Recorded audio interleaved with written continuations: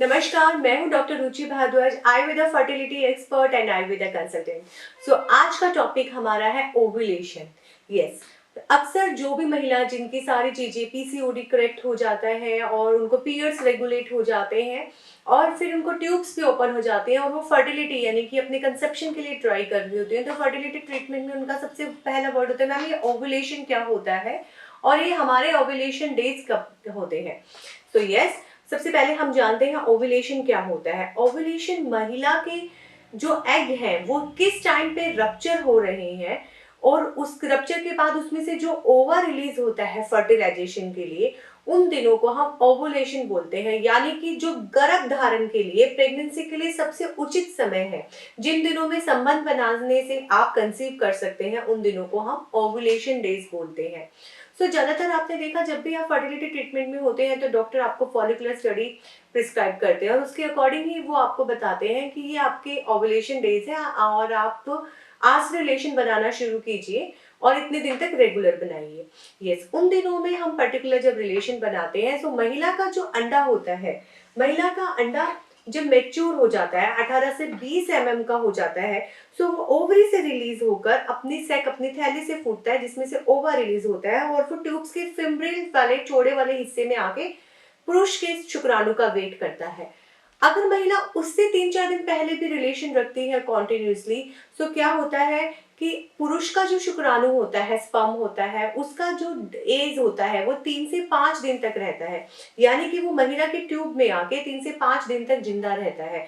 But जो महिला का अंडा फूट कर निकलता है, उसमें जो ओवा रिलीज होता है वो सिर्फ 24 आवर्स रहता है, 24 घंटे रहता है। अगर आप अपने ओवुलेशन डेज से पहले भी ऑल्टरनेट डेज में रिलेशन रखेंगे और ओवुलेशन डेज में एग रप्चर होने के बाद उसी दिन आप रिलेशन रखते हैं तो आप डेफिनेटली कंसीव करते हैं। अब बात करते हैं कि मैम हमारी साइकिल ओवुलेटरी है या नहीं। मेडिकल साइंस में भी बहुत बड़ी चीज है कि जब डॉक्टर आपको बोलते हैं आपकी साइकिल ओवुलेटरी नहीं है, आपको यानी कि ओवुलेशन नहीं हो रहा, सबसे बड़ा रीजन पीसीओडी, जब आपका साइकिल ही रेगुलर नहीं होता। सबसे पहले जानते हैं साइकिल क्या होता है। साइकिल होता है विमेन की जो मेंस्ट्रुअल पीरियड्स होता है उसका लेंथ। यानी कि मान लो पहली बार आपको पीरियड, जो पहला आपको पिछला पीरियड आया वो 1 तारीख को आया जनवरी में, और फरवरी में भी आपको 1 तारीख को आया, तो बीच का जो डिफरेंस है 30 दिन का, यानी कि आपकी 30 दिन की साइकिल है। मान लीजिए पहला पीरियड आपको 1 तारीख को आया जनवरी में और फिर आपका आया 28 जनवरी को, यानी कि आपकी जो बीच की साइकिल है वो 28 दिन की है। नॉर्मल जो किसी महिला की साइकिल होती है, पीरियड्स की लेंथ होती है, वो 21 दिन, 24 दिन, 26 दिन, 28 दिन या 35 दिन होती है। अगर वो 21 दिन से कम है या 35 दिन से ज्यादा है तो वो कहीं ना कहीं आपकी साइकिल अनओवुलेटरी है, जिसको हम वेरीफाई करते हैं आपकी फॉलिकुलर स्टडी से। और जो मार्केट में किट्स मिलती है उनमें भी हम ओवुलेशन देखते हैं, but follicular study is the best source to examine कि आपकी ओवुलेशन सही हो रही है नहीं, एग आपका टाइमली रप्चर हो रहा है या नहीं। अब बात करते हैं, काफी केसेस में देखा गया एग तो बन गए, मेडिसिन दे के एग का साइज तो बढ़ा लिया, बट वो इंजेक्शंस देकर भी, जो एग को ट्रिगर करने का इंजेक्शन होता है एचसीजी, गोनाडोट्रोपिन हार्मोन जो हम देते हैं, उससे भी वो एग रप्चर नहीं हुआ है और वो एज इट इज रह जाता है, तो उस साइकिल को हम अनओवुलेटरी साइकिल बोलते हैं। यानी कि इसमें आपका ओवा तो रिलीज नहीं हुआ, एग फूटा ही नहीं, तो वो आपकी साइकिल अनओवुलेटरी हो जाती है। बट आयुर्वेद में बहुत सारी ऐसी मेडिसिन है जिसमें आपको ना तो अंडे बनने के कोई इंजेक्शन लगाने, ना ही अंडा फूटने के, नॉर्मल आयुर्वेदिक मेडिसिन लेनी है। आपकी पीसीओडी की कंडीशन ठीक होगी, हाइपर स्टिमुलेशन ऑफ एग नहीं होगा, वो टाइमली रप्चर होगा और आपकी साइकिल ओवुलेटरी बनेगी। हम ओवुलेशन को केमिकल से इंड्यूस नहीं करते, नेचुरल आपका ओवुलेशन होता है। आपकी प्रकृति के अकॉर्डिंग आपका पंचकर्मा होता है, आपका खान पान, आपकी दवाइयां चलती हैं जिससे आपकी साइकिल ओवुलेटरी हो जाती है और आप नेचुरल कंसीव कर जाते हैं।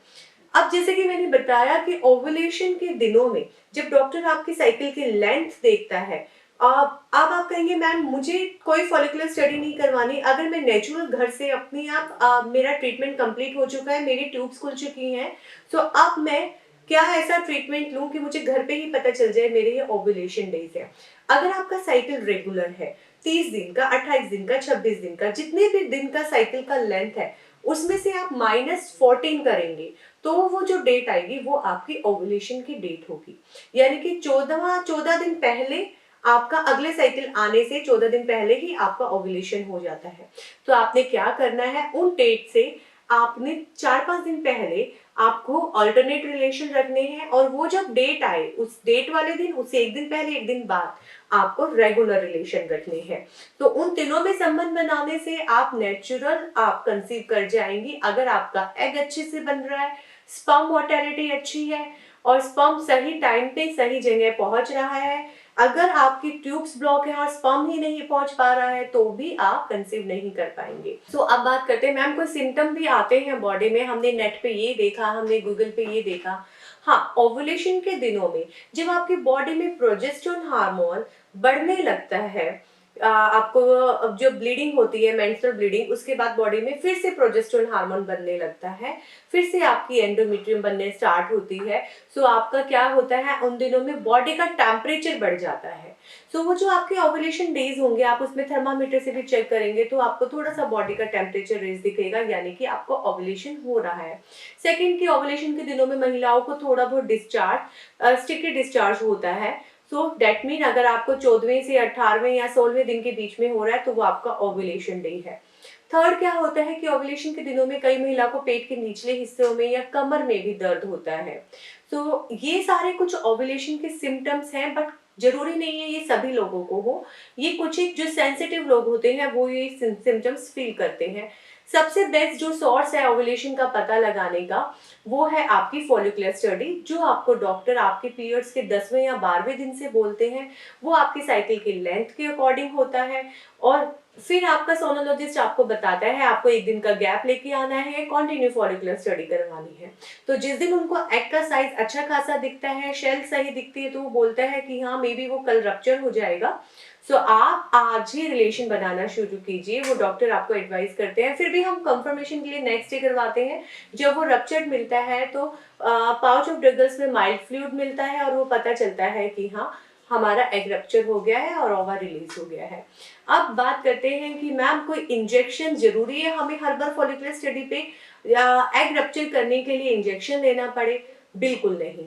अगर आपकी साइकिल रेगुलर है और आपको एग अच्छा खासा साइज में रिलीज होता है तो आपको कोई ट्रिगर इंजेक्शन लेने की जरूरत नहीं है एग रप्चर करने के लिए। आपका नेचुरल सेल्फ एग रप्चर होता है, वो आप अपनी पहली फॉलिकुलर स्टडी में एज्यूम कर जाओगे कि मुझे इस तरह की कोई दिक्कत नहीं है, पिछली बार भी मेरा एग नेचुरल रप्चर हुआ था। तो उन दिनों में हमें रिलेशन रखना है और उसी के अकॉर्डिंग हम कंसीव करेंगे।